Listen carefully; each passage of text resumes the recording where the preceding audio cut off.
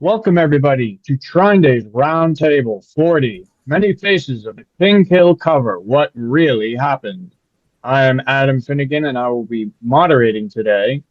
These roundtables were inspired by the two-volume book series, The Valediction by husband and wife co-authors Paul Fitzgerald and Elizabeth Gould, who have developed a plan for world peace, which can be found at valediction.net, and click on World Peace in the top banner. Join us today as we unravel the deeper motives for the JFK assassination that weaves a story written long before the 20th century machinations of geopolitics surrounding the assassination of JFK.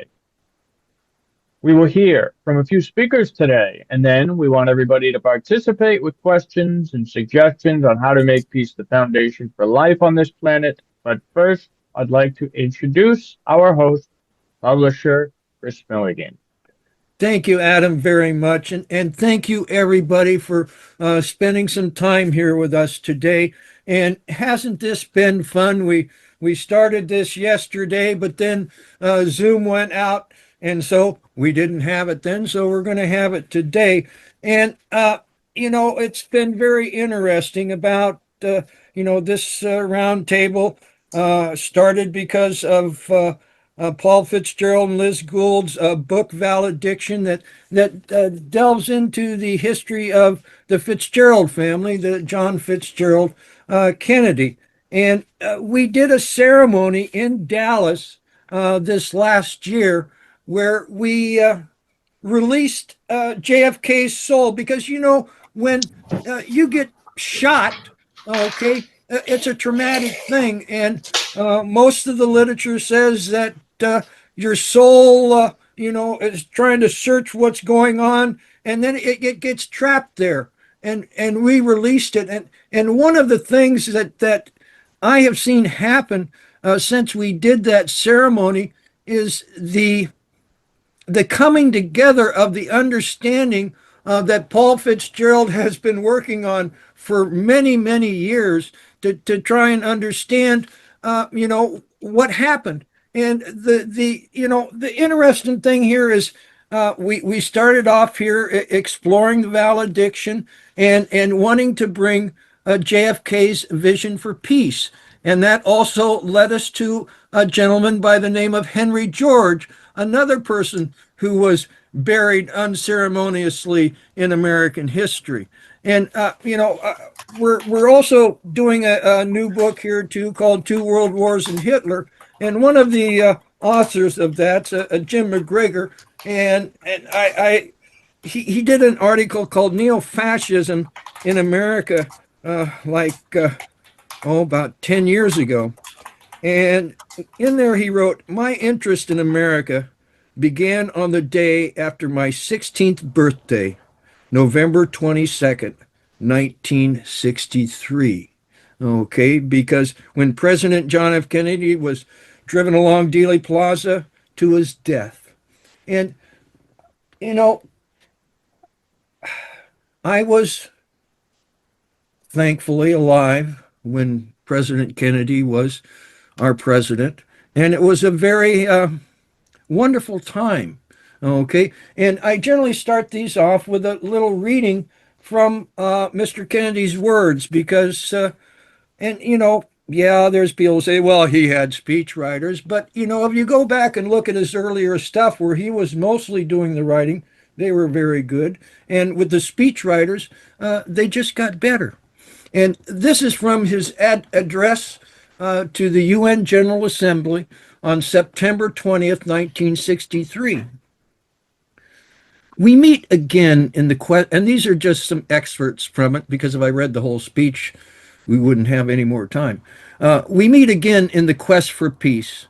24 months ago, when I last had the honor of addressing this body, the shadow of fear lay darkly across the world. And for the first time in 17 years of effort, a specific step has been taken to limit the nuclear arms race. I refer, of course, to the treaty, to the ban nuclear tests in the atmosphere, outer space, and underwater, concluded by the Soviet Union, the United Kingdom, and the United States, and already signed by nearly 100 countries. It has been hailed by the people of the world over who are thankful to be free from the fears of nuclear fallout. The world has not escaped from the darkness. The long shadows of conflict and crisis envelop us still. But we meet today in an atmosphere of rising hope and at a moment of comparatively calm. My presence here today is not a sign of crisis, but of confidence. I'm not here to report a new threat to the peace or new signs of war.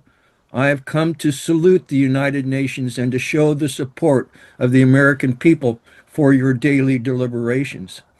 For the value of this body's work is not dependent on the existence of emergencies, nor can the winning of peace consist only of dramatic victories. Peace is a daily, a weekly, a monthly process, gradually changing opinions, slowly eroding old barriers, quietly building new structures, and however undramatic, the pursuit of peace, that pursuit must go on. Today, we may have reached a pause in the Cold War, but that is not a lasting peace. And it is never too early to try, and it's never too late to talk. And it is high time that many disputes on the agenda of this assembly were taken off the debating schedule and placed on the negotiating table. The fact remains that the United States, as a major nuclear power, does have a special responsibility in the world. It is, in fact, a threefold responsibility: a responsibility to our own citizens, a responsibility to the people of the whole world who are affected by our decisions, and to the next generation of humanity.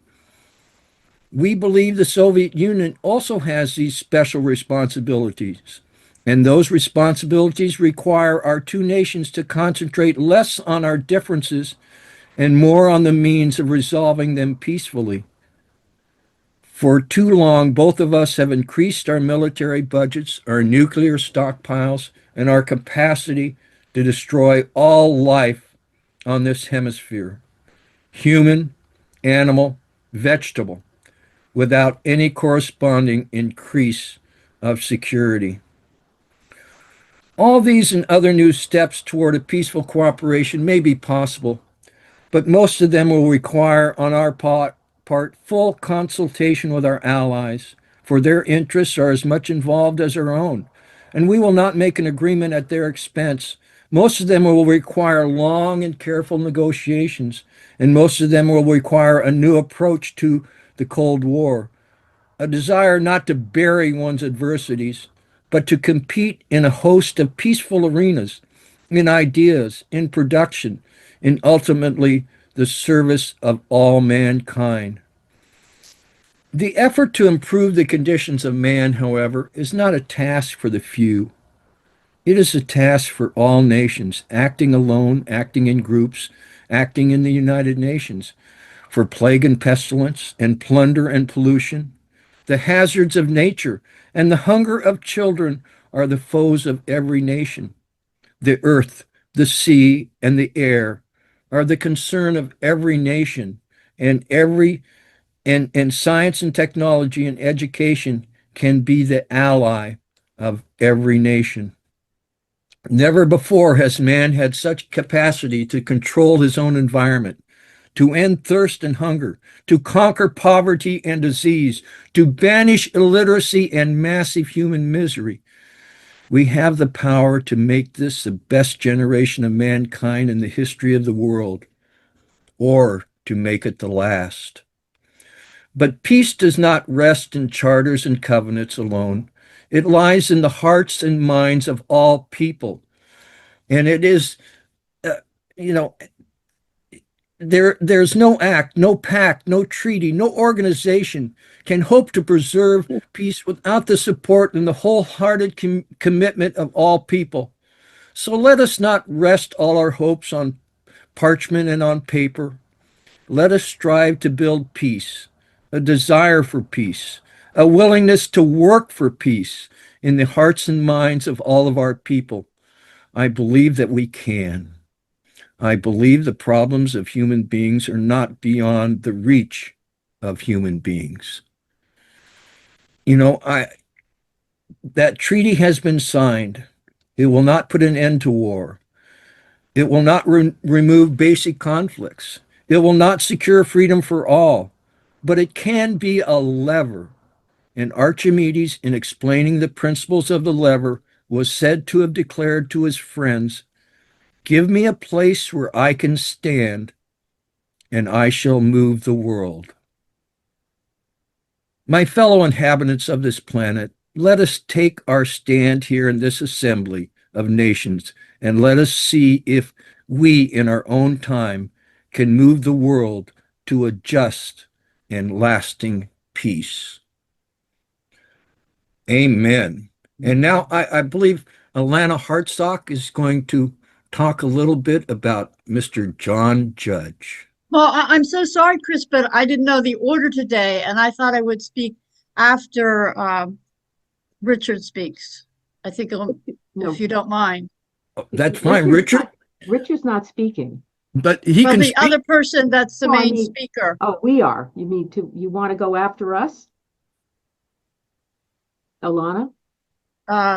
Yeah, I thought Richard was Okay. speaking. My mistake. Okay. No, we're going to be, would you rather that we present now and then you come in? Yes. All right. Okay. No problem. I think we're going to. Liz and Paul, take it All right. away. All right, Yeah. here we are. Well, we're continuing actually. We did part 1 in Roundtable 39, and this is the part 2 of what we feel will be probably a 3-part series to bring it to its conclusion. Mystical imperialism, right? Right. Okay, so at our last roundtable, I posed the question, could JFK have been sacrificed in a ritual killing to satisfy the requirements of an ancient cycle stretching far into the past that had almost nothing to do with his politics as president? And had he been marked from the beginning as that required sacrifice to an apocalyptic end-time belief system that continues to play out behind the distractions posed by modernism and pop culture? I will admit those are 2 big questions that cross a lot of boundaries and probably confound today's JFK researchers. But when I linked the assassination of JFK in Dallas that November 1963 to the sacrifice of his ancestor, Gerald Fitzgerald, the 14th Earl of Desmond, when I compared the personalities and bloodlines and the paths that the 2 had taken, when I discovered the Hermetic and Rosicrucian influence of Elizabethan England's Dr. John Dee on the creation of the British Empire, and that the anniversary of Gerald's murder coincided exactly with the papal bull condemning the Knights Templar and the assassination of JFK, I came to see the evidence of a cosmic play unfolding, and that JFK's murder was the final act in an ancient ritual. So today I want to provide some context about JFK's assassination on November 22nd, 1963, and how it exposes a concealed agenda within Anglo-American culture. And I want to explain how we believe that that agenda stemmed from a long-term struggle to fulfill a biblical end-time prophecy by restoring a pre-Christian sacred hierarchy and the rebuilding of Solomon's temple. But most of all, I want to explain why the beheading of JFK's ancestor, Gerald Fitzgerald, on November 22nd, 1583, is the key to understanding the assassination, as well as a whole lot of inexplicable events that are being revealed to us right now. After helping to engineer the 12th century Norman invasion, the Fitzgerald family had, by the middle of the 16th century, amassed the largest and wealthiest earldoms in Ireland, Kildare and Desmond. After a short span of years following the conquest, the Fitzgeralds had merged their feudal armies, brought from Wales and Flanders with Irish clans, and adopted Irish ways, Irish laws, and taken Irish wives, which by the 16th century had become a complex, hybridized ethnic Norman Irish society accused by London of being a race of their own and immune from the authority of the Crown and English common law. The Crown's struggle with the Fitzgeralds had been there from the beginning of the formal invasion in 1170 under the authority of Richard de Clare, Strongbow, the Earl of Pembroke, but by the 1560s had come to a head. As told by historian and author Richard Burleth, quote, By ancient grant and right of chieftaincy, Desmond claimed more than 800,000 acres of southern Ireland, 1,550 square miles in Munster, Leinster, and Connaught, essentially a third of Ireland. His domains far exceeded those of any English lord and were largely outside the surveillance of the crown. The revenues of his fiefdoms might pay for the entire per annum administration of Ireland or support an army of 4,000 men to enforce Her Majesty's rule. The painful fact was that the crown received virtually nothing from Gerald. Monies that might have gone to defray the cost of government went instead to pay Gerald's private armies, who broke more laws than they ever helped to enforce.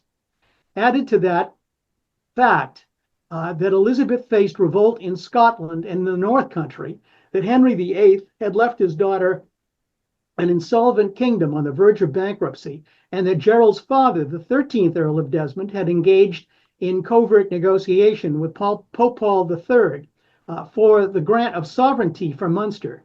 Gerald, in Richard Burlett's words, quote, presented a formidable challenge, and the temptation was there from the start to remove him entirely.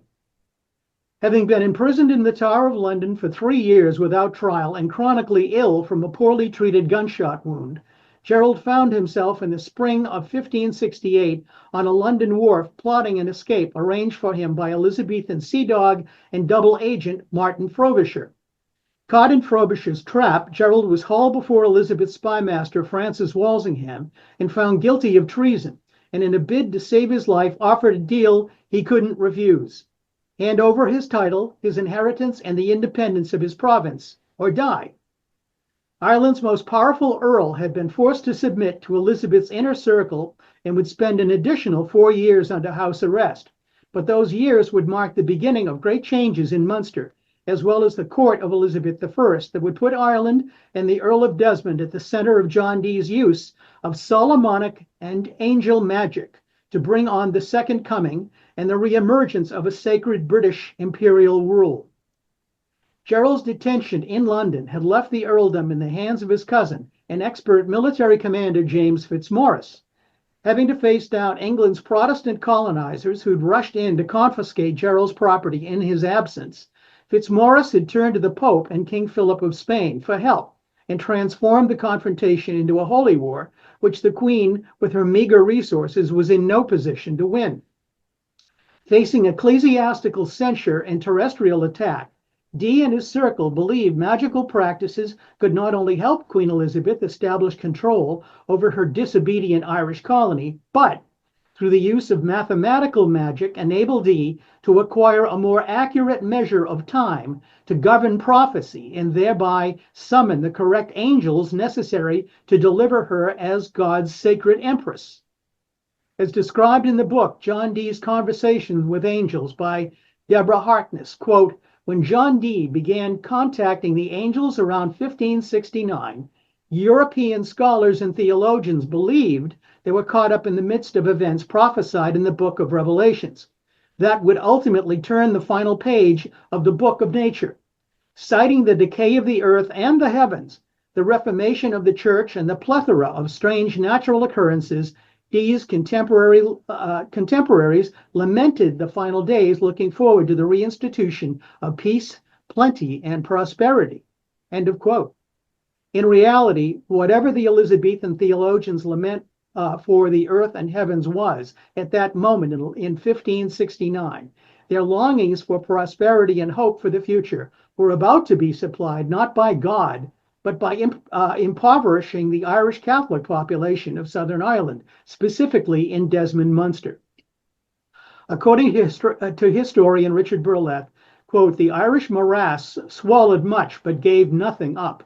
Thus, in 1568, Cecil and Elizabeth allowed themselves to be persuaded that direct rule was preferable to the existing scheme of letting the Irish lords fight amongst themselves. The native Gaels were to be evicted and a purely English colony planted in Desmond, Munster. Among the entrepreneurs and adventurers who profited from most of this plan were such famous warriors as Sir Richard Grenville, Humphrey Gilbert, Walter Raleigh, and Sir Peter Carew. I had read Burlett's book, The Twilight Lords, before we'd gone to Ireland and met the Knight of Glyn, in The Black Knight in the summer of 1997. He'd recommended the book to us as an accurate retelling of the saga, but I'd never focused on the importance of the famous warriors Humphrey Gilbert and Sir Peter Carew until I read a 2018 paper by Dutch researcher Jafe Arnold on John Dee's esoteric imperialism and found a connection through Gilbert to both Dee and Desmond that I could never have imagined.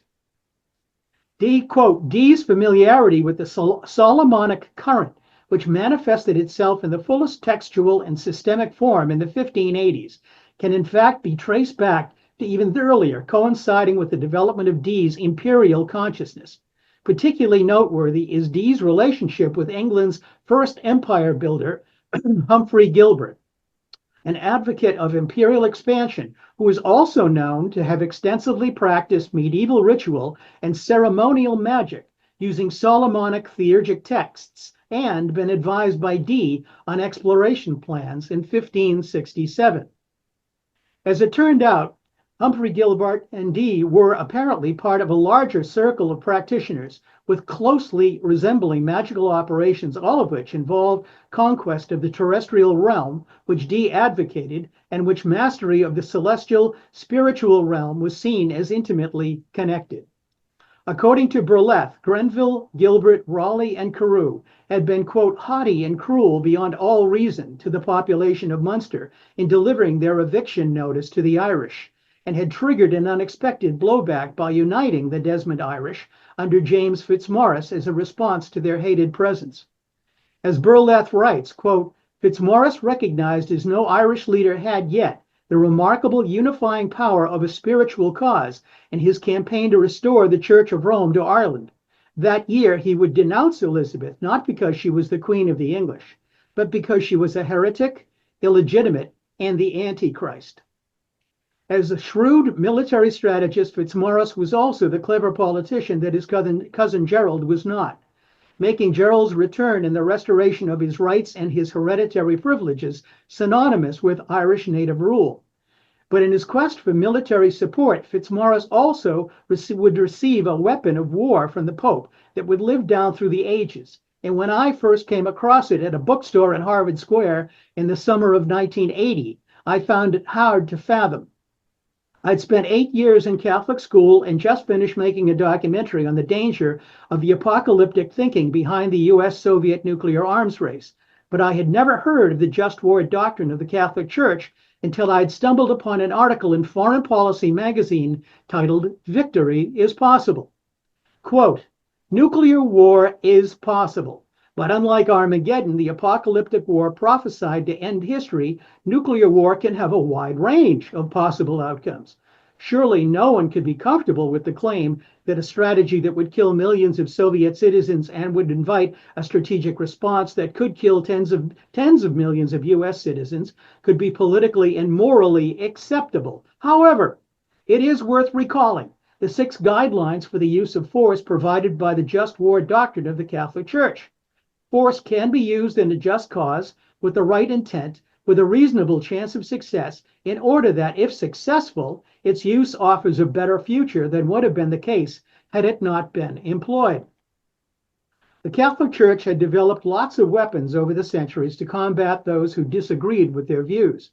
The Pope had empowered the Knights Templar to wage war on infidels in the Holy Land and then crush them when they became too powerful, waged crusades against the Cathars and Bogomils and assorted disbelievers, and established the office of the Inquisition to root out heretics and burn them at the stake.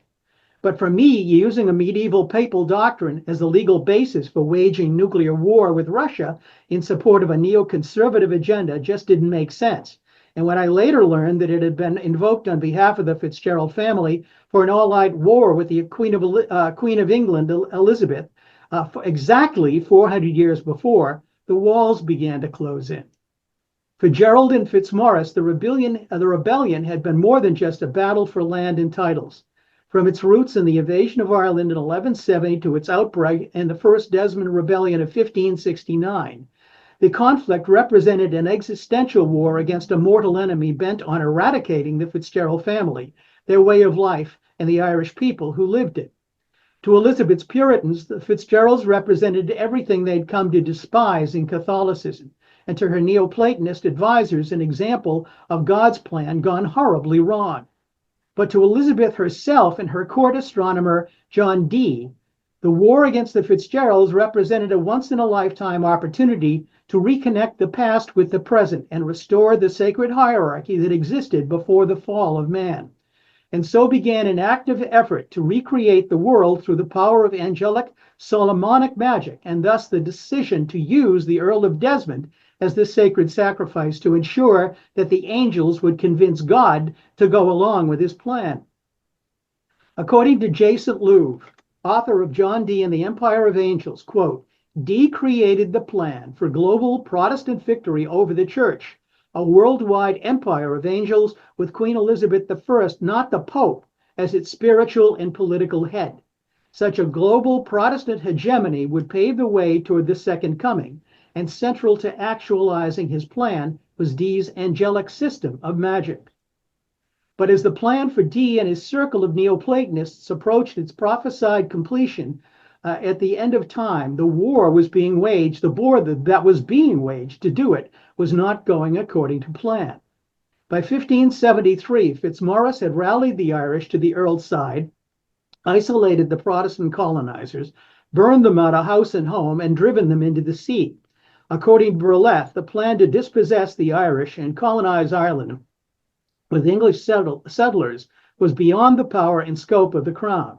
Fitzmaurice had seized practically the whole countryside and prepared for or not, Elizabeth was in danger of losing Ireland forever. End of quote.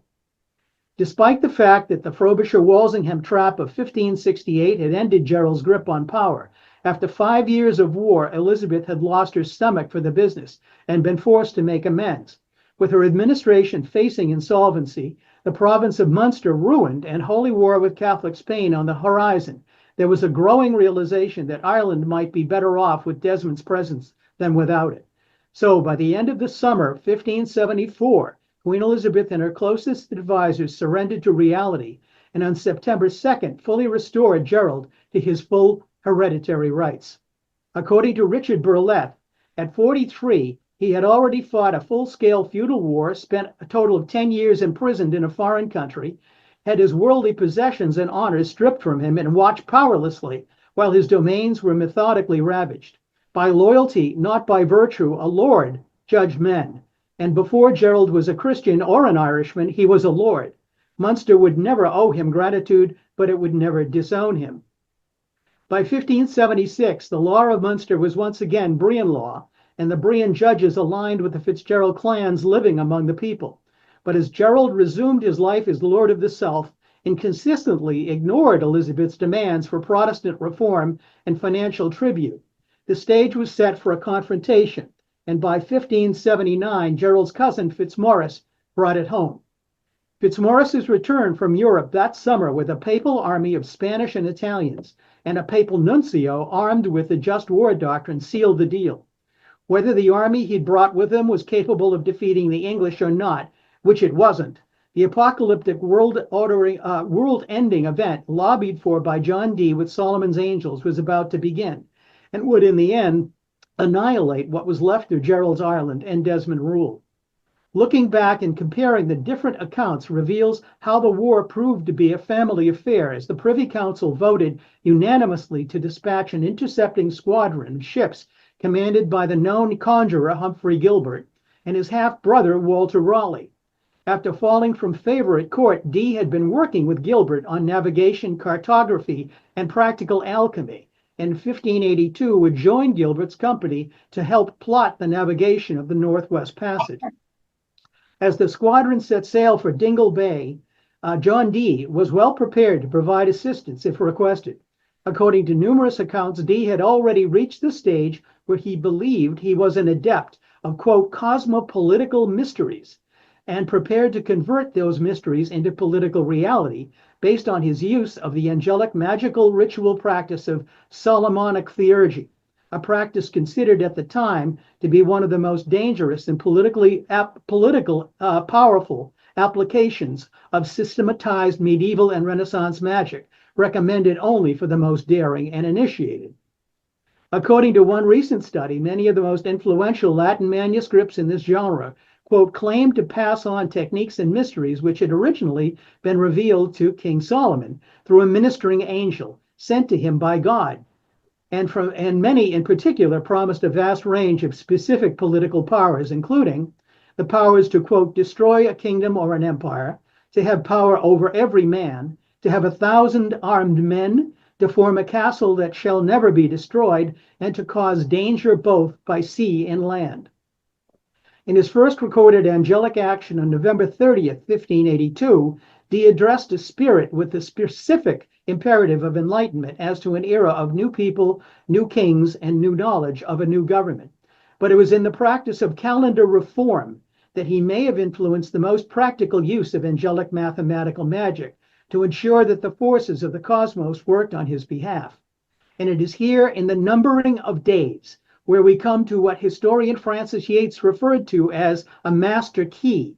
And it is this master key that could easily have been used to plot the date of the Earl of Desmond's death in November 1583 and subsequently smash his descendant, John Fitzgerald Kennedy, through the use of the specific angelic number 380 years later to the day in 1963. The Second Desmond War did not turn out as the first.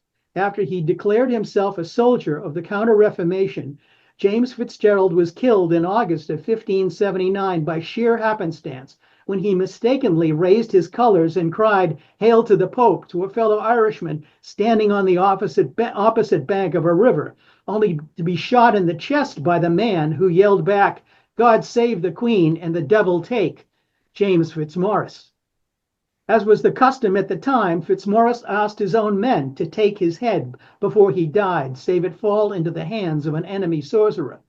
But the same could not be said for the Earl Gerald of Desmond, and as he faced his end after assuming command of the Desmond Rebellion, John Dee made sure the clock was ticking to the correct astronomical time. Jason Louvre writes, quote, drawing on his vast astronomical knowledge and working with Walsingham and Cecil, Dee drew up a report in which he used Copernican calculations to determine that 11 days and 53 minutes should be removed from the new Gregorian calendar, as opposed to the 10 days proposed by Rome. He also suggested that Rome keep to the 10-day calendar for the public, but stick to Dee's more accurate calculations privately. According to numerous researchers, desperate efforts to disregard the new calendar because of its Catholic origins, there were omens that 1583 was a pivotal year, and something needed to be done to make sure the world pivoted in the direction desired. 1583, quote, would see another dramatic astrological event, a great conjunction between Saturn and Jupiter and the fiery trigon of Aries, Leo, and Sagittarius, replacing the previous watery trigon of Cancer, Scorpio, and Pisces.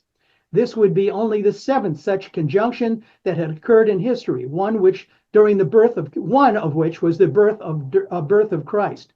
For Europe's astrologers, this fiery trigon indicated the end of the 960-year epoch of history, which presaged the end of the Roman Church. Surrounded by ominous events that heralded the Second Coming, Judgment Day, and the end of the world, and having just ended a second war with a broken Earl of Desmond, living a day-to-day existence as a fugitive, it's hard to believe these calculations do not encompass his upcoming death, and that Cecil Lord Burleigh's need for an urgent response to Dee's calendar because of a, quote, secret matter to be reformed before November is a reference to the date of Gerald's anticipated demise. Given all the earth-shattering events of 1583, it's hard not to think that the secret matter spoken of by Cecil is the elimination of the Earl during the fiery trigon, and that the calendar adjustment of 11 days be accepted in time to fulfill the astrological importance of that elimination date being November 22nd, 1583. In addition to the timing, there are also numerous alchemical and Rosicrucian allusions to Dee, Elizabeth, and the Fitzgerald family, all tracing themselves back to King Arthur and Troy through their Tudor lineage that play a role in Dee's deeper agenda for a sacred empire. Dee referred to Elizabeth as the one Tudor rose, uniting the red and white roses of the Lancaster and York in one monarch. And yet, The Earl of Desmond himself was the product of the original Tudor rose, the Princess Nesta, and the fact that he should be sacrificed to Elizabeth, the Tudor rose, on November 22nd, and that JFK should be born to another Tudor rose named Rose Fitzgerald and sacrificed on the same day should not be seen as a coincidence. Nor is the date November 22nd and the name Rose unimportant to us, given that Liz's father, William Gould, was also born on November 22nd, and that his mother's name was also Rose, and that our daughter chose Rose as her middle name without our intercession. But that's a discussion for another day. So I'm going to turn that over to our host at this point. Thank you. Well, I tell you, Paul, I mean, the depth of your research is just getting amazing. And I want to ask Matt, okay, because Matt, is a practicing magician or whatever you want to call it, and is a psychotherapist and has some knowledge about magical thinking. Okay, you put me on the spot.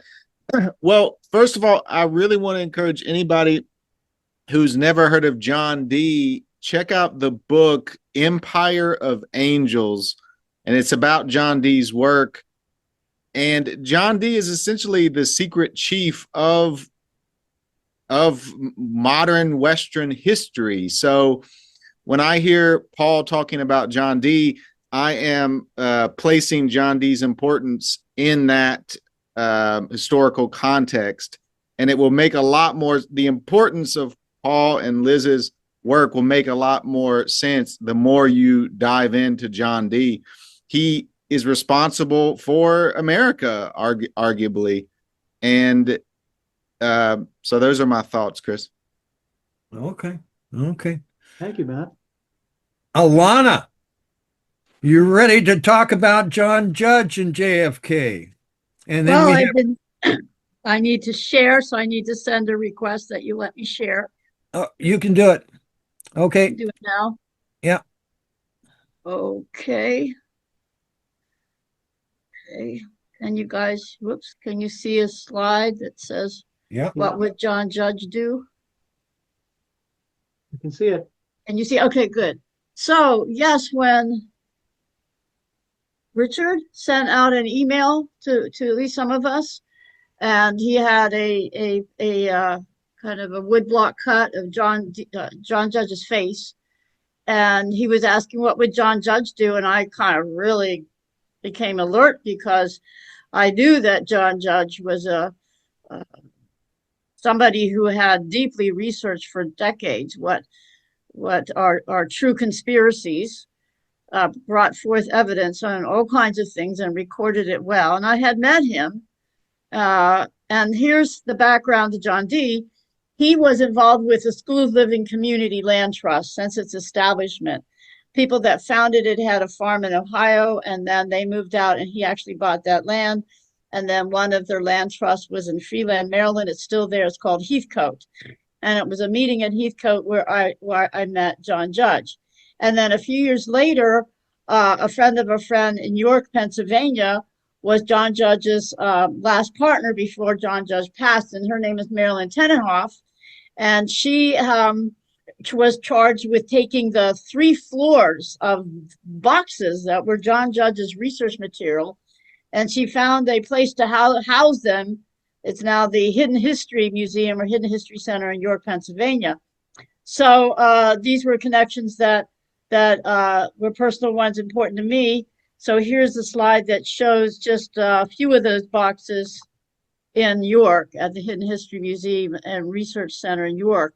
So people are still going through those, organizing those. It's a really big job.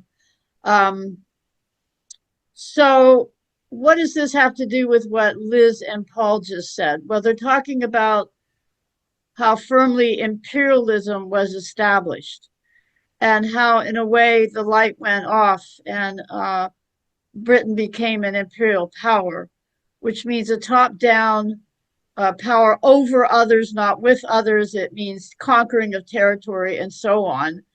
And that's been our so-called legacy of the Western world for 500 years. Native American leader and academic John Mohawk says that the problem of the Western world began 500 years ago.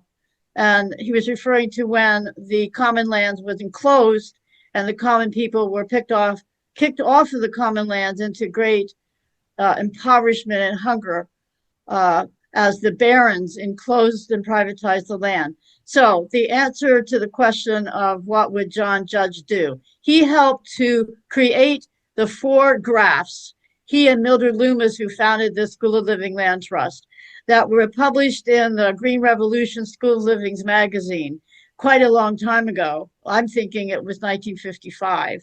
Could have been a bit later. These were very rough, almost hand-drawn, just a typewriter type of graphs. And then I had a colleague put them into this much more visually appealing form.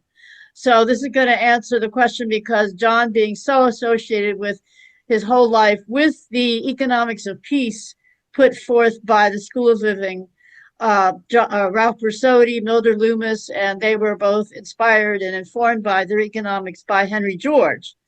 And Chris mentioned our association with Henry George with the Roundtable early on. So this is showing a naturally just and harmonious society. Think indigenous society here now, where everyone has fair access to the gifts of nature to procure their livelihood. So there's no blockage from being able to access land, to build and to feed yourself whatever you need. So the wealth is constantly going back to the community as a whole. The potlatches, when the very little bit wealthier tribal people were giving away wealth, and that was a very honorable thing to do. So there was not any gross wealth accumulation. Now you notice right away there's 2 guns there. So these 2 guns are the points of violence where we went down the wrong path to exploitation and empire and control and force. So people now don't have any kind of free rights to the land and the resources of the earth as a birthright. The system became, hey, you have to pay for it.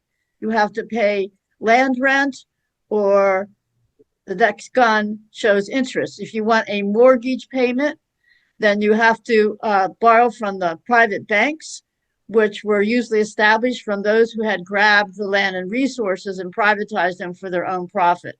So there's 2 forms of unearned income here. The guns represent each form of unearned income that is captured by the few.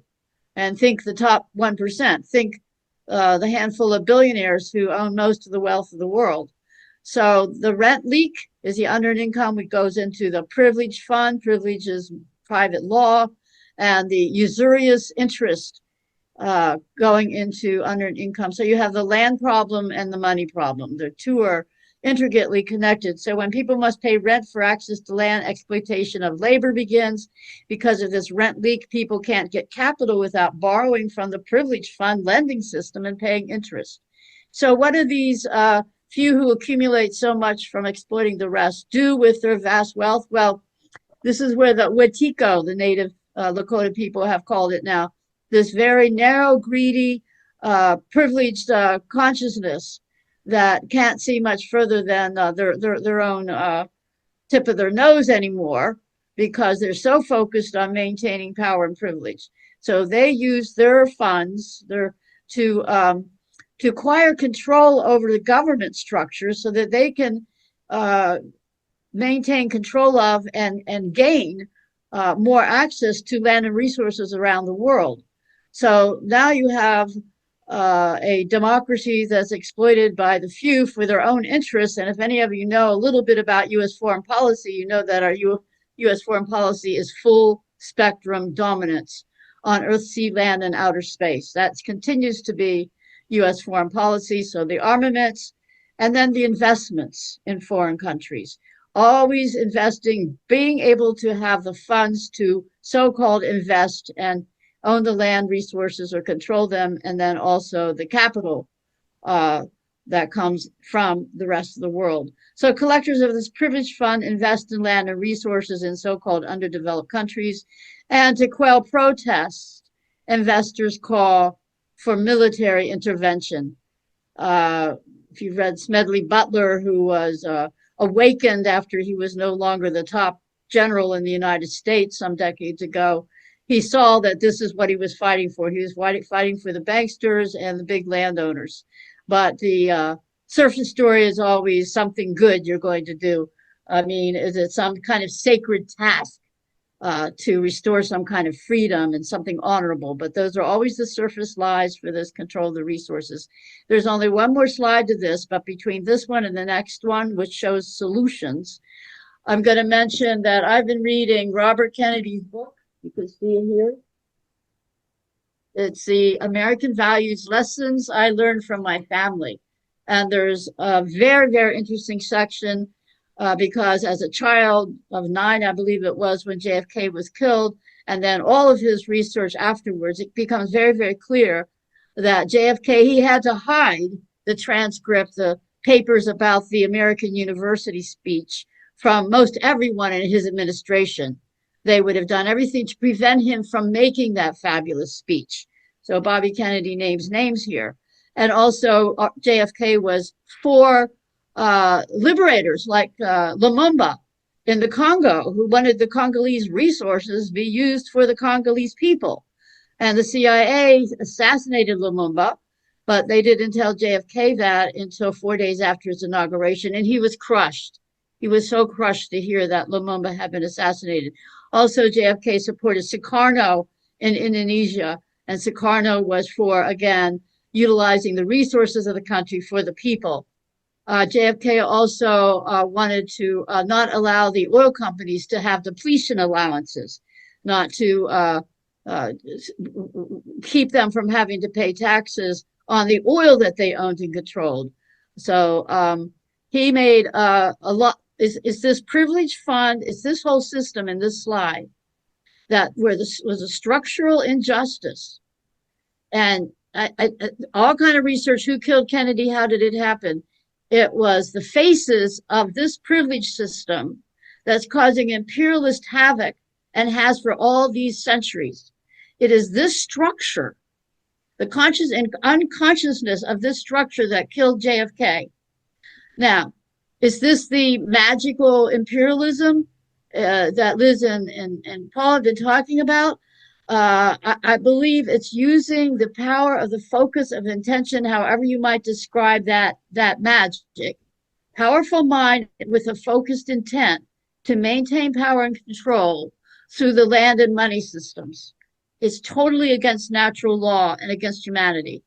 So to bring that magic down to the earth with Henry George's work, the ethic here is that the earth is the birthright of all people, that whoever we think might be the creator, we know human beings did not create this planet or the land and resources. These are a given or a gift.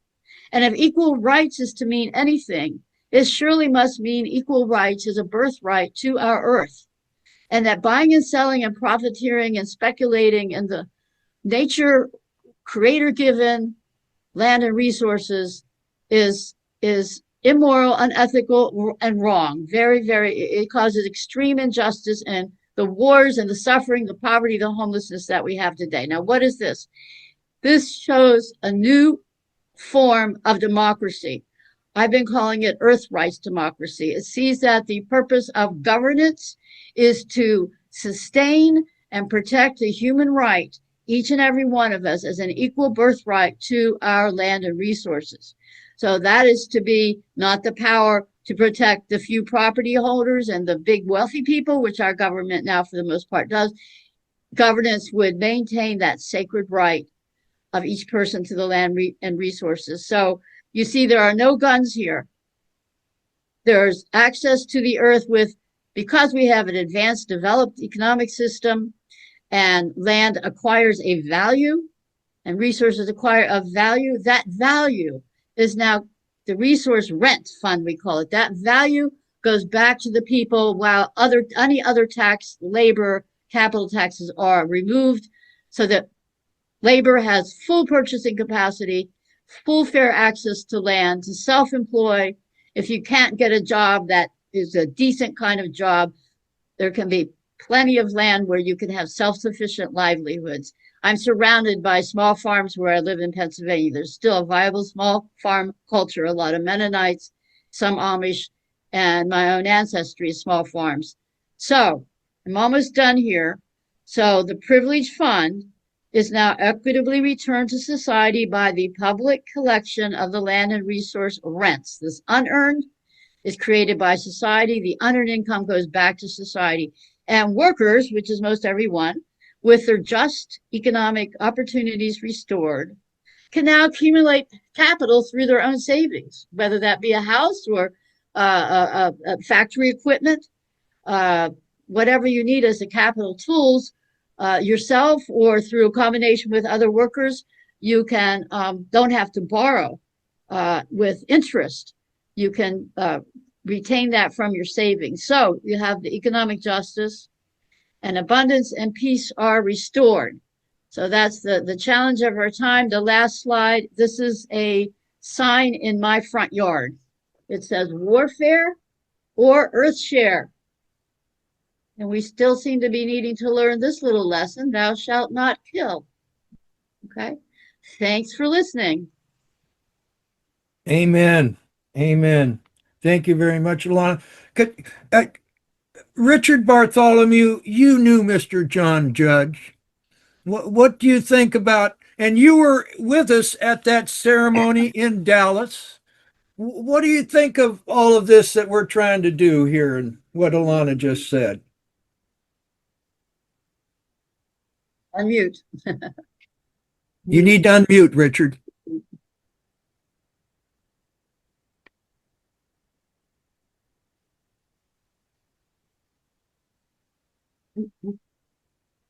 And you unmute. I knew I would forget to unmute. Yeah. We were told to mute, and I said, I'll mute, but I'm going to forget to unmute. So many random thoughts that I've had during all of this. You know, I always try to stay focused on WWJJD. What would John Judge do? And that photo, that image that you described, I don't know who sent it to you. I don't think I did. I may have, but that's the sticker that Randy Benson made for us. And there's one on the back of my car bumper. And of course, nobody understands it in my surrounding community. But if they should ask about it, which nobody ever has, I'll explain to them. I'll just send them to all of my other information about John.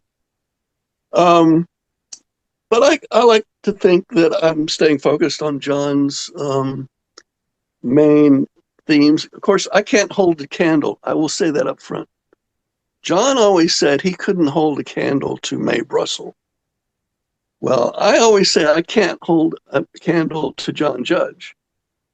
But I listen to him still. I'm glad he was recorded and taped as much as he was during his life. And there, you can either read his stuff or you can see him speak it on YouTube, lots of other places. He's worth listening to. And I do. So let me just throw out my random thoughts that I think are in tune, at least, with John and Mae. I'm wearing the T-shirt commemorating Apollo 13 that I got at the Air and Space Museum. Today is the splashdown day for Apollo 13. I believe that there are some deep politics involved with that, but we won't go into that. I wanted to focus on the statement on the emblem, Ex Luna Scientia, from the moon knowledge, which in a wider context can be from beyond knowledge about here. What is beyond is here. And there was a great quote from the movie Apollo 13. I don't know if Jim Lovell ever actually said it, but it was written into the movie, and it was a line from Tom Hanks playing Jim Lovell, and his two companions on board Apollo 13 were fretting about whether they were going to be able to do certain things. They hadn't received certain plans yet from NASA to get things done that had to be done for their survival, for their return to Earth. And they were getting a little, they were getting a lot of anxiety and starting to, fret. And Jim Lovell said to them, there are 1,000 steps to get where we need to be to get us home. You're talking about number 692. We're on number 8. So I wanted to throw that out there. And then came to my mind something Henry David Thoreau said. There are 1,000 hacking at the branches of evil to one who is striking at the root. And it may be that he who bestows the largest amount of time and money on the needy is doing the most by his mode of life to produce that misery which he strives in vain to relieve. And I've gone back to that quote many times over the years, because I think there is only a handful of us striking at the root of this evil. Even in our research community, even in our JFK research community, it's 1,000 hacking at the branches of evil. All of the pseudo debates, all of the false mystery focus, they are hacking at the branches of the evil. And I think we need to, some of us at least need to stay focused on the root. And of course, that brought to mind Arthur Schlesinger's quote, "The purpose of history is to show us that our own times are not uniquely oppressive." And I think that really says a lot to what Paul was saying. And it is, we have to escape into philosophy. I escape into the philosophy of science, but the big picture does involve what was going on 500 years ago, 1,000 years ago, 2,000 years ago. It does involve that. And when the day-to-day hacking at the branches becomes too much, we can be mindful and meditative and escape into that bigger picture. And that's essential for maintaining our sanity, I think. We are heading into the age of Aquarius. Even the people that you were talking about from 500 years ago would recognize that phrase and understand it. You were talking about Pisces and Scorpio. That's the world that they lived in. They didn't have television. The sky was their television. The sky was their handheld device. They created all their stories by looking at the sky. So they would completely understand, and those ideas are still around, and they are part of the big picture that you were talking about. And we are heading into the age of Aquarius, and that philosophized time of peace and wisdom is prophesized throughout world religions, world philosophies, going back to those old times. There's always been a prophesized age of Aquarius. And so I believe that there is a larger picture. There is a magic there. In my little circle of friends, we tend to call it the high strangeness. We've all seen it. It is definitely there. We've lived it. Those weird things that keep happening that you can't explain, but they're there and they're real. And boy, have I had my share of those. Right. But I think that artificial intelligence plays into this. The singularity, I think, plays into this. If you don't know about the technological singularity, that's worth knowing about. Because there are those arguing about whether or not we should make AI friendly.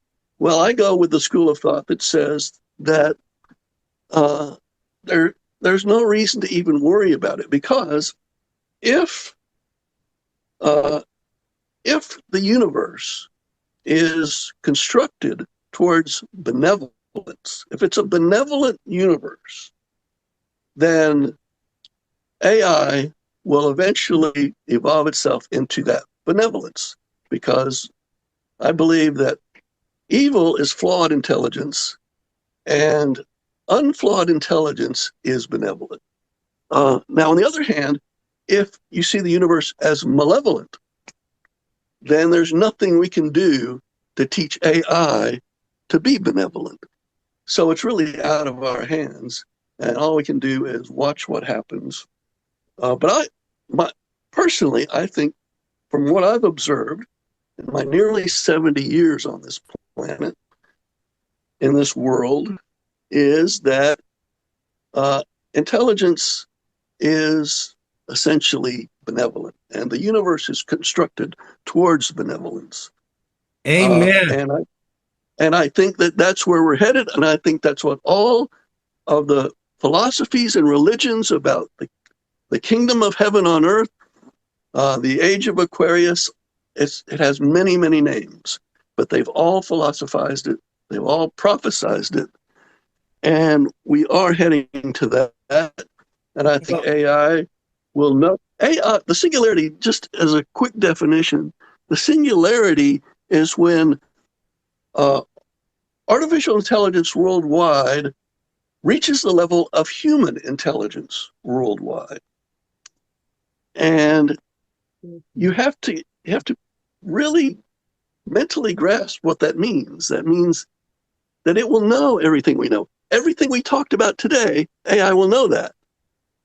It will know, and I think once AI achieves consciousness, which I think will be a flashpoint at the moment that the first alpha algorithm running on a quantum computer accesses the quantum superposition, and it will then have access to the very place where our own consciousness comes from, and that's the flashpoint to consciousness for artificial intelligence. Okay. In fact, we may already be under it, and we already may be a product of it. Oh, I don't think so. But from your lips to God's ears.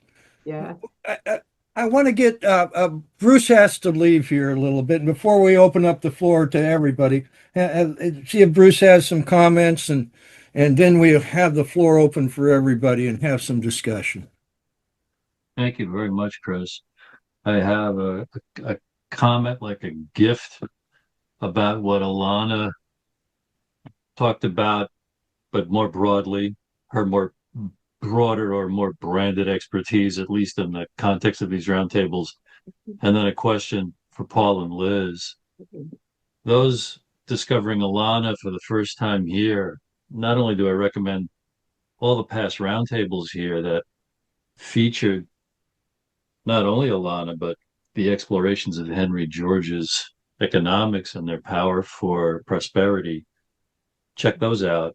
But also, I recently interviewed Alana, and it is a really, really, I think, compelling and succinct and complete overview of Henry George's economics and the potential of it. And folks can find that on Rumble, on my channel, which is called Reality with Bruce DeTorres. So that'll open that up for folks discovering Alana and that whole world here for the first time.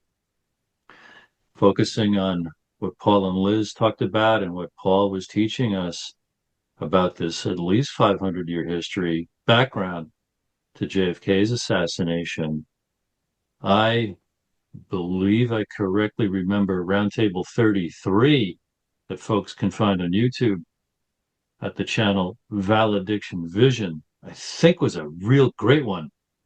But I want to ask Paul and Liz, which resource, and I used to have these things memorized, which website or which article or which speech would you steer people to, Paul and Liz, who heard you for the first time here today and want your, what would you recommend as your best first, if not this roundtable and the last roundtable? What speech or what article on what website, please? Well, in truth, I think I think Roundtable 33 is definitely where we started this process, and it's good to go to to that. But we're now entering into a whole new idea with this. We've really jumped into the dot connecting. I think that we're trying to bring to a reality and understanding that the assassination of JFK was long planned.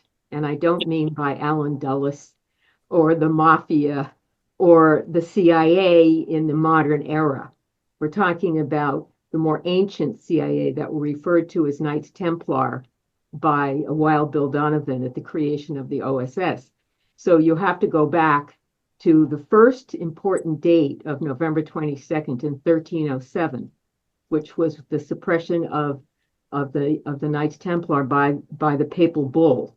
Okay, that day now repeats itself with the beheading of the last Earl of Desmond and of John Fitzgerald Kennedy, who is a blood relative of the last Earl of Desmond.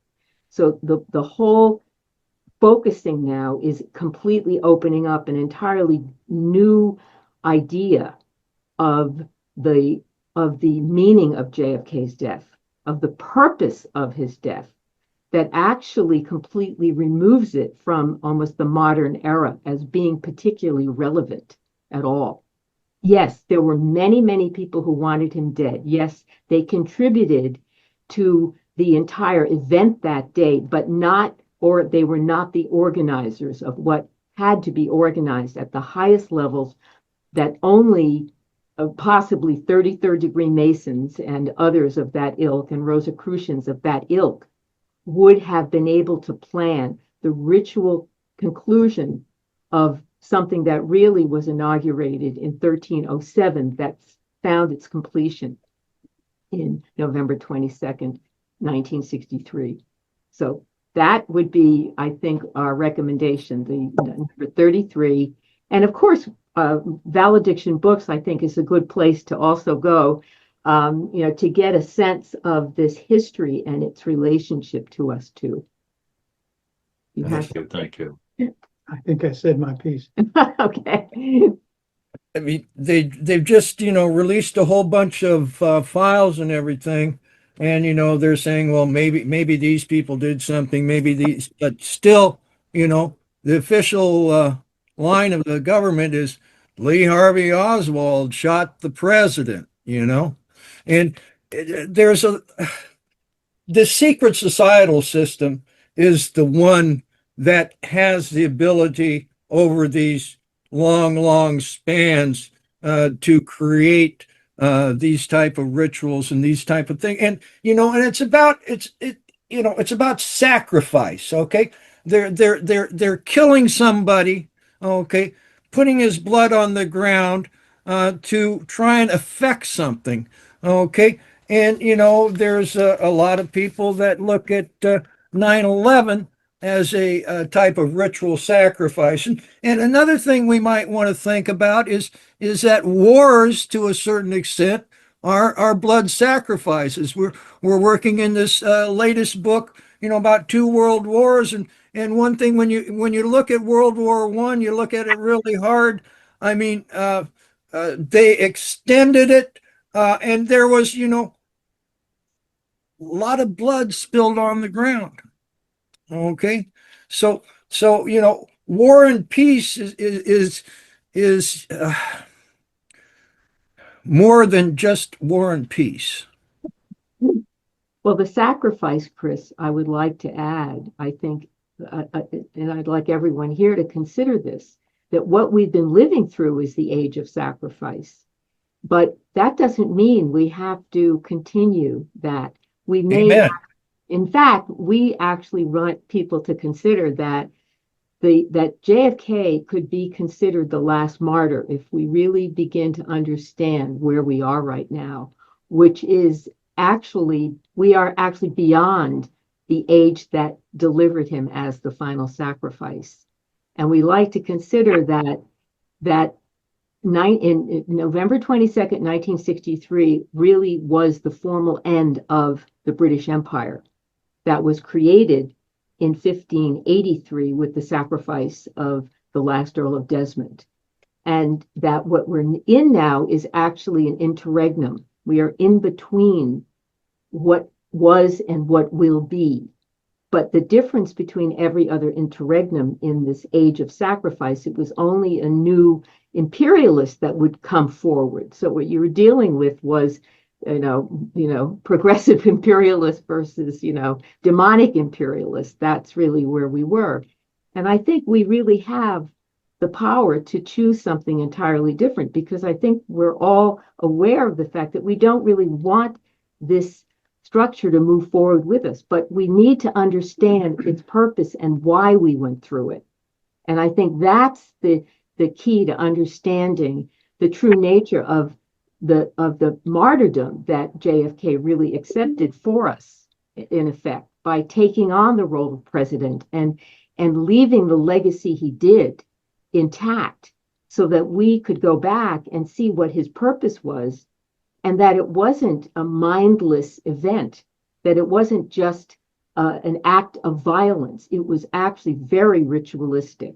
Absolutely. And in understanding that, I think you can begin to develop a more, let's say, useful interpretation of what's referred to as evil, which unfortunately is a very useless attitude to have towards the other.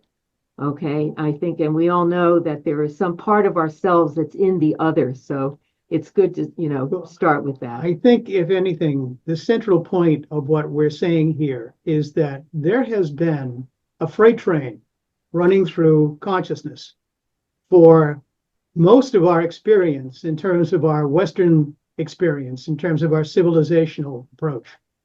And that what that freight train was originally composed of was a lot of awareness of the universe, of the places around us, of the things that were happening to the people who were living here under the control of people who seemed to know better what was going on and how to live with the planet we're living on. Now, whether that was a result of catastrophes that were regarding comets hitting the Earth, or ice ages that came upon and wiped out the existing civilization that was there. I mean, the fact is that we can, like the Kennedy assassination, we can imagine until, the cows come home what might have happened or what provoked this. But the fact is that when you look into these things with certain systems that were put in place over the centuries, like Neoplatonism as an example, if you look at the evolution of what happened to Plato, Platonism, I mean, there's constant references in all of these journals and books to what Plato wrote down during his time period, and that he was reflecting on something that was much older that we, to this day, haven't been told what exactly the proof was that he experienced these things, like Atlantis as an example. I'm just using this as an example. The fact is that, as Michael Parenti used to say, whether we want to believe it or not, that there's some secret society engineering this freight train that's running through consciousness. They believe there is.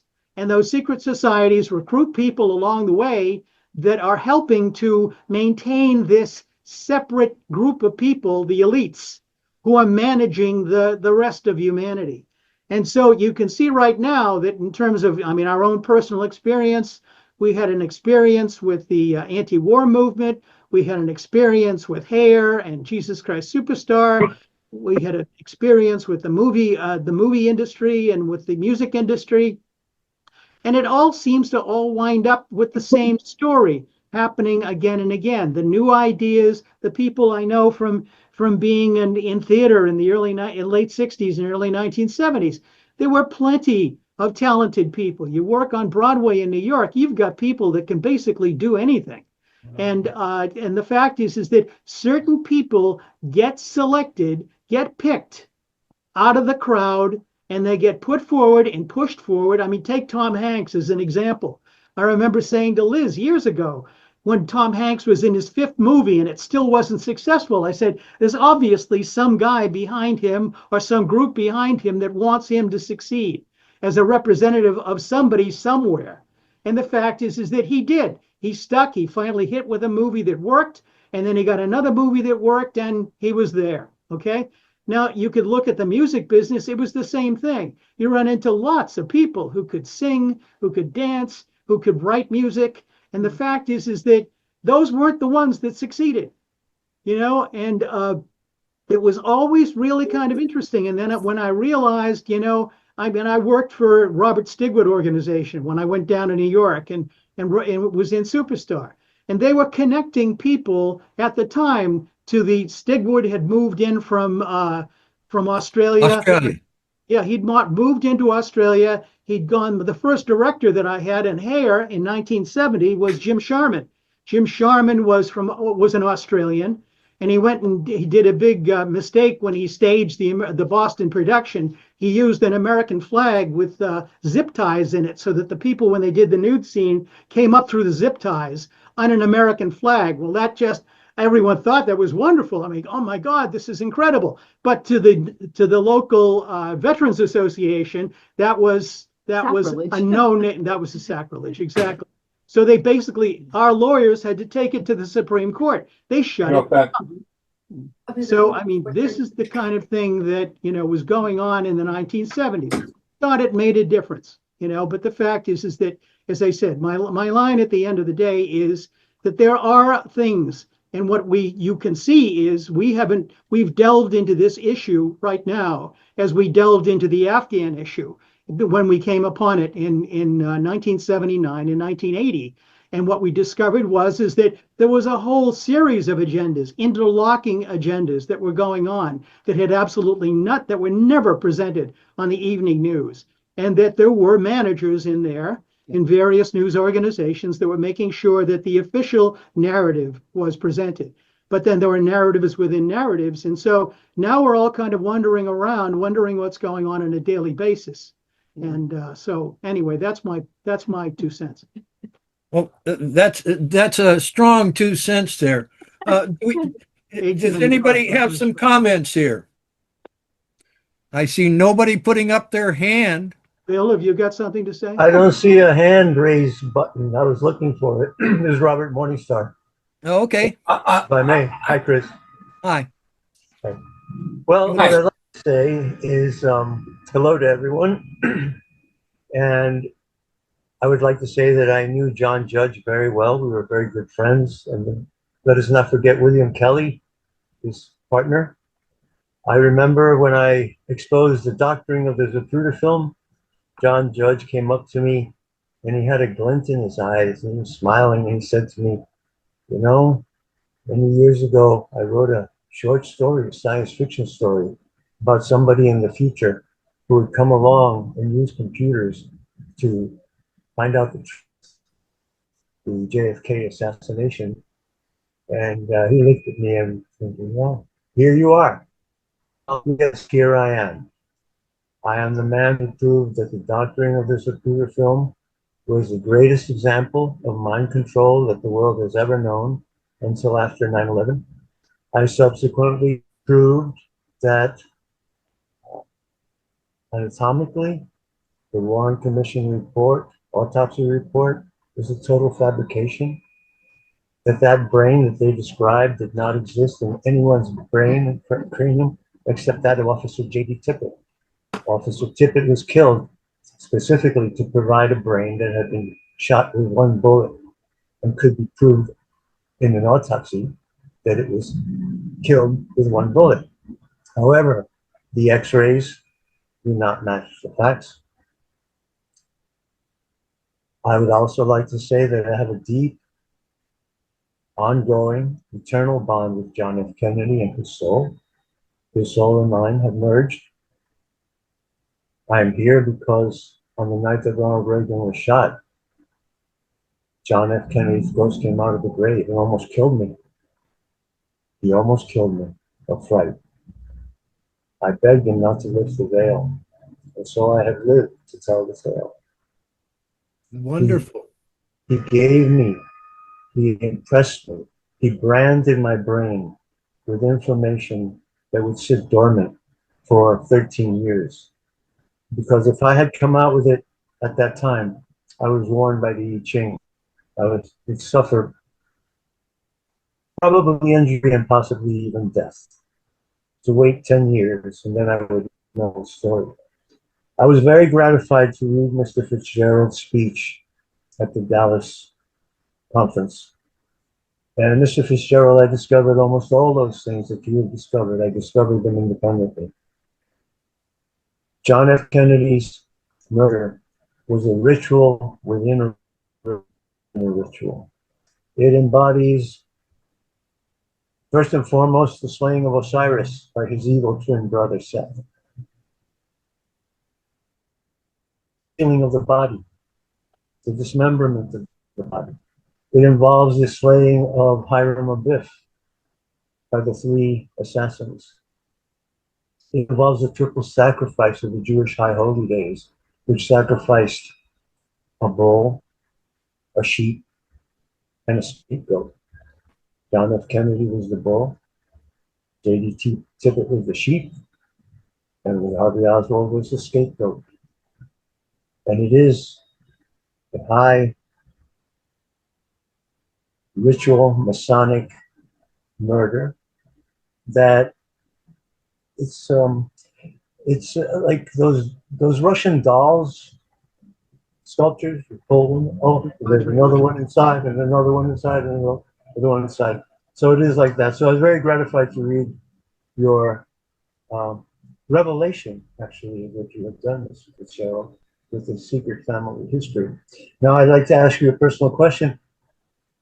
Do you know, are you related to someone named Ben Fitzgerald, who was was Joseph P. Kennedy's lawyer in the 1930s and 40s, and revealed to me in several conversations I had with him, he was almost 100 years old, over a decade ago, but he revealed to me the reason that Joseph P. Kennedy was so important and rose in such prominence was that he was the one who had the idea to nominate FDR as the presidential candidate in 1932.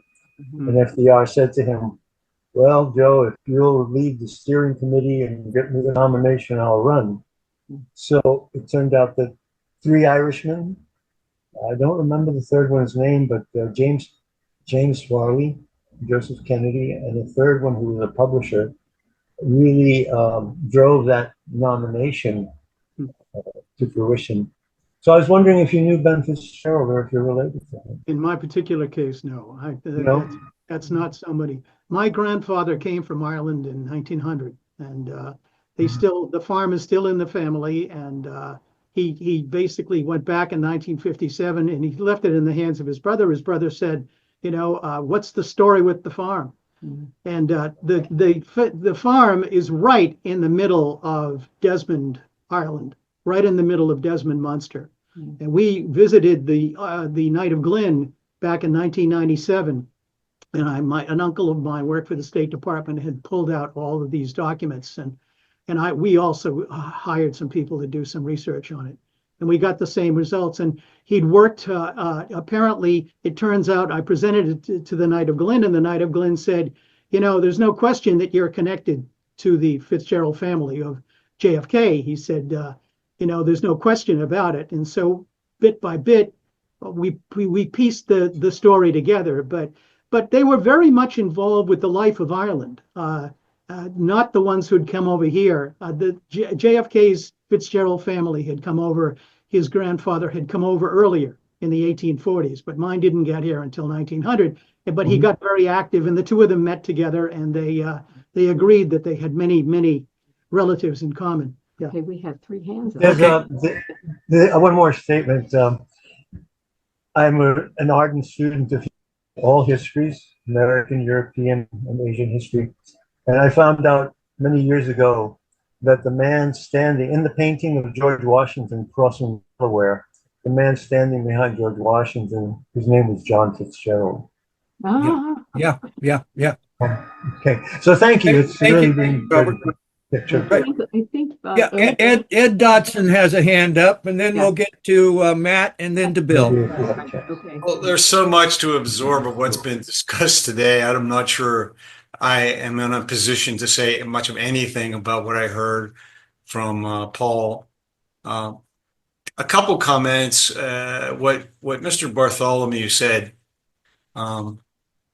relating to Henry George's analysis of how economies go through cycles of boom and bust.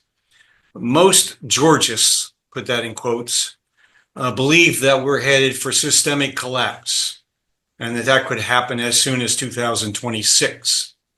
My feeling is that the expansion of artificial intelligence, its demands on our energy capacity could hasten that systemic collapse even sooner. If it continues to expand at the current rate and the demands on our capacity to produce energy don't somehow meet that demand, I think it could hasten the collapse. So that's one observation I have based on what's been discussed today.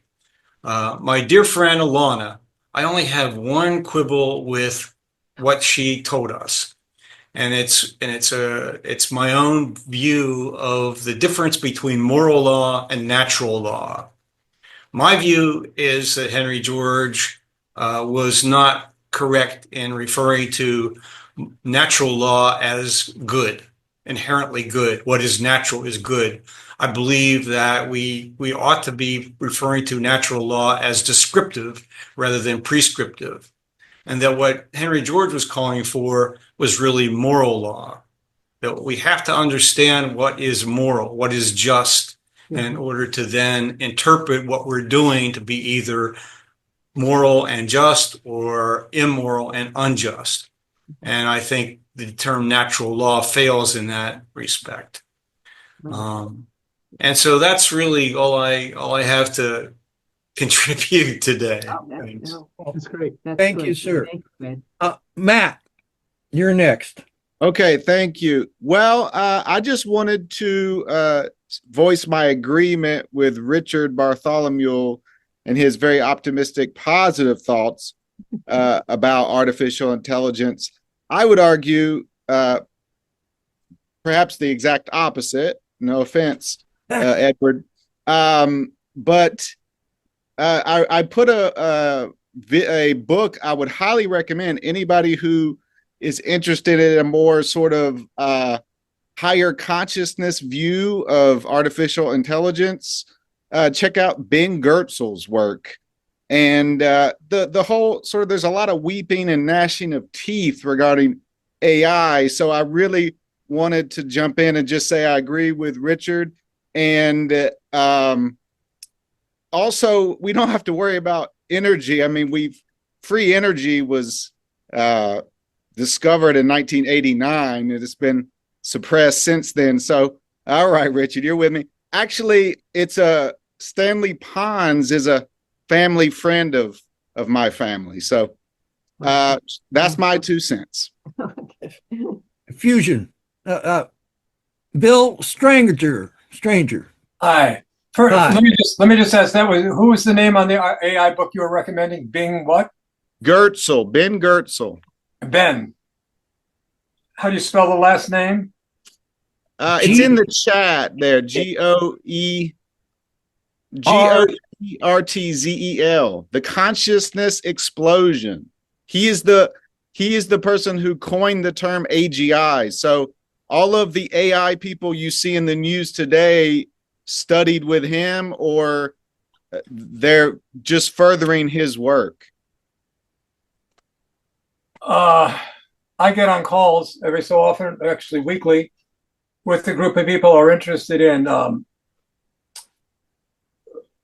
putting up a whole exoskeleton to the current order. that doesn't go into opposition, but it simply goes into replaces it. And I think that's the impulse of the Henry George movement as well.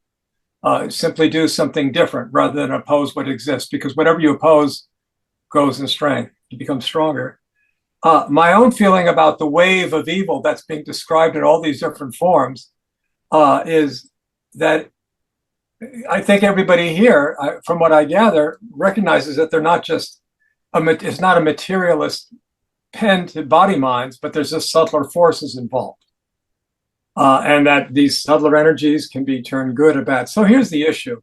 We're the first culture, modern Western post-Enlightenment culture, is the first one that did not regard the divine light and the great divine fire as the essence of reality, the origins of consciousness and the basis of culture. There's a wonderful scholar and political scholar who wrote a book called the Fire and the Stones, looking at 47 different civilizations coming up to the present, and not a single one was absent the core idea of divine light.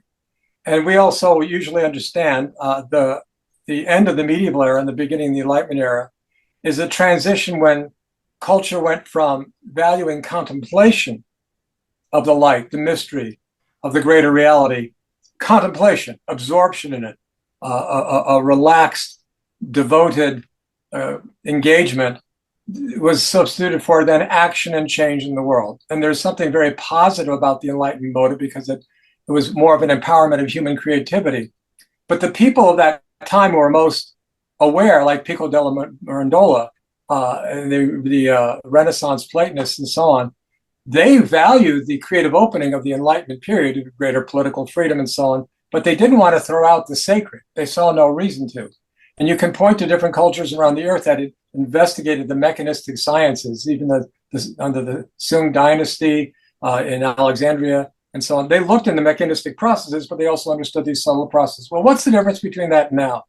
In almost all discussions I'm in, almost all the considerations and conversation is about changing our waking state consensus reality. And that's of great value. But the core issue that has existential power for every human being, regardless of their persuasions, is this matter of the trauma or the trial of birth and death. Everybody here on this call is going to die. And as we're all old enough, we've known people we've loved very much who have died. The origins of spiritual life in almost all cultures, when you drill down into it, are twofold. One is the awareness of a greater reality that's benign and radiant. And two, the brevity of life and the sorrow of existence. The word dukkha, one of the three pillars of the core of Buddhism, is not, they usually translated suffering, means sorrow. All I'm going to get at is the existential gravity of this moment on earth is largely lost to Western man who is so deeply concentrated in his mechanisms and his future and in solving his problems in this waking world. All of which should be, but don't you think of people, the billionaires of this world, half of whom seem to be in the Trump administration, if they were to understand that you can't take it with you, that what you're doing in this life moment to moment is actually determining and defining your destiny thereon, and that there's a greater reality and power to which you could offer yourself and collectively with other human beings do massive things, massively good things, that all the technologies we know exist and so on could be rightened in an instant by people who simply went through the very conversion Plato was talking about in the Republic. The conversion from a worldly, ego-concentrated life into a Godward life. Amen.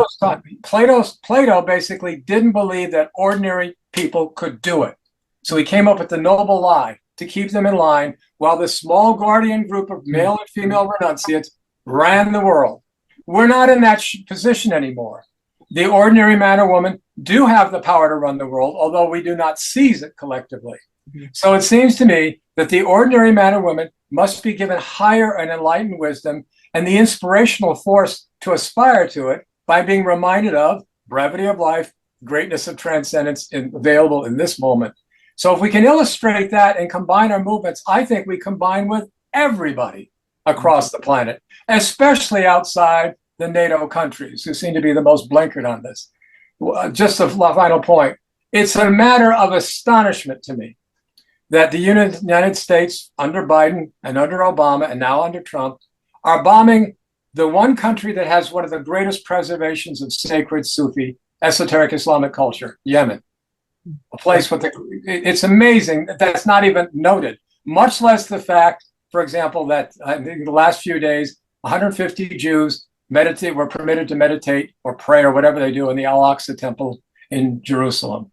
In other words, the complete violation of the sacred, the complete absence of any integrity in the religious traditions that are, all this must come to the fore, because I think if we have to go beyond the argument and the politics that are, we have to have them, but we have to appeal directly to the people on what touches them in reality. And what touches people in reality is the simple fact that each one of us inheres in the radiant divine being. And it's up to us to get with it. And collectively we can do it. Amen. Well, there's been several people who have talked about that and had books on the subject. Now, Nathan and Barbara Honegger, you guys had your hand Yes, up. I want to thank you, Bill, for what a beautiful revelation you're providing here. And I want to add to the conversation about AI. There is a wonderful author named Matthew, spelled with two T's, Matthew James Bailey. And on Gaia, he had a show called AI and Our Divine Spark.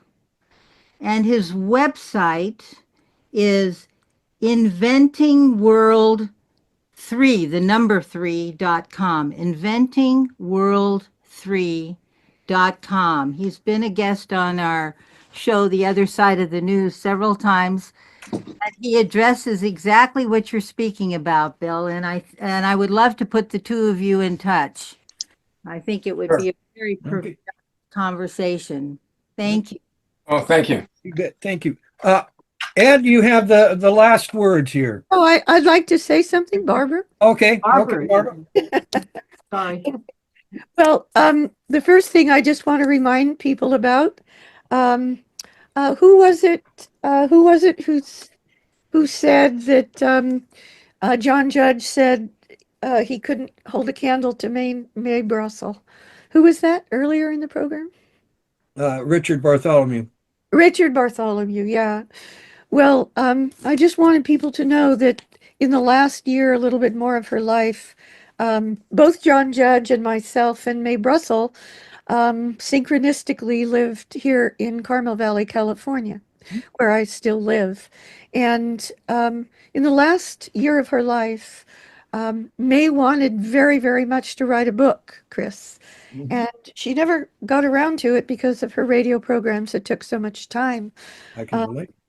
Yeah, but I worked with her in her home for the last year of her life, and that was an amazing, amazing experience. So if you'd ever like to do a program about May Brussel, I'd be happy to participate in that. I know that I spoke about May and her work at a JFK conference that you actually, I believe, produced at the time a few years ago. And I would also like very, very much, because I've known Liz and Paul for many years and just honor their work unbelievably.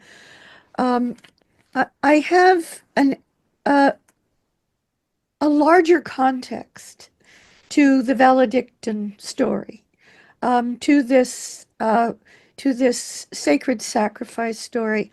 And I agree with Robert Morningstar. And by the way, I personally brought Robert Morningstar into this roundtable today because it's so important. It's so important that Robert Morningstar and Liz and Paul get together. Robert Morningstar and I are soulmates, and I would very much like to do a program with Robert Morningstar on the roundtable or separately in the future about even a larger context going back to ancient Egypt for this sacrificial ritual. Okay.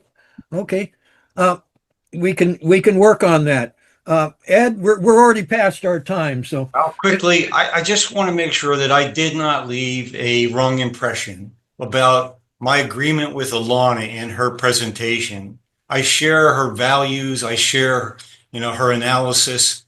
that the economics of peace is totally dependent upon the things that she talked about and the implementation of Henry George's solutions.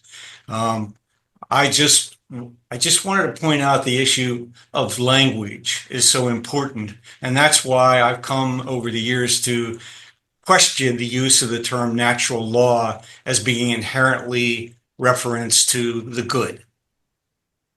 Understood. Understood. Okay. Well, again, I really appreciate everybody, spending some time and joining us here. And I want, we live on this beautiful blue ball going through space.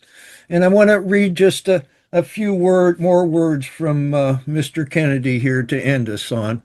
And this first part is from his special message to the Congress on urgent national needs, May 25th, 1961.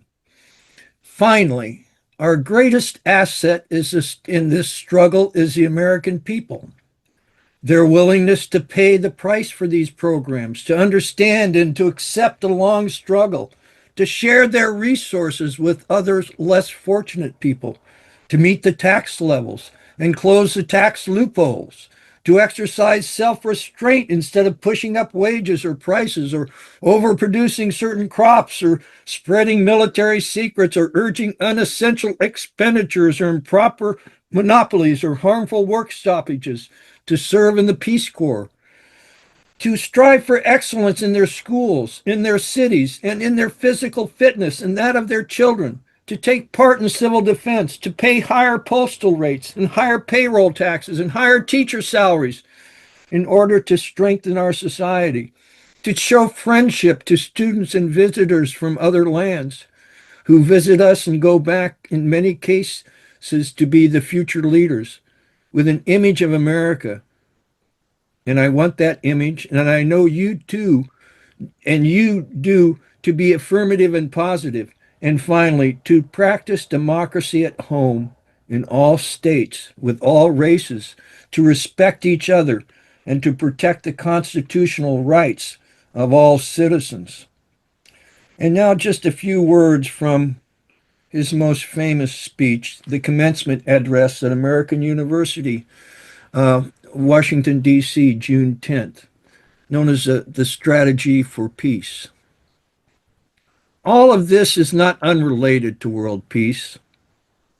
When a man's ways please the Lord, the scriptures tell us, he maketh even his enemies be at peace with him. And it is not peace in this last analysis, and is not peace in this last analysis basically a matter of human rights? The right to live out our lives without fear of devastation, the right to breathe air as nature provided it, the right of future generations to healthy existence. While we proceed to safeguard our national interests, let us also safeguard human interests. And the elimination of war and arms is clearly in the interest of both. No treaty, however much it may be to the advantage of all, however tightly it may be worded, can provide absolute security against the risk of deception and evasion. But it can, if it is sufficiently effective in its enforcement, and it is sufficiently in the interest of its signers, offer far more security and far fewer risks than an unabated, uncontrolled, unpredictable arms race.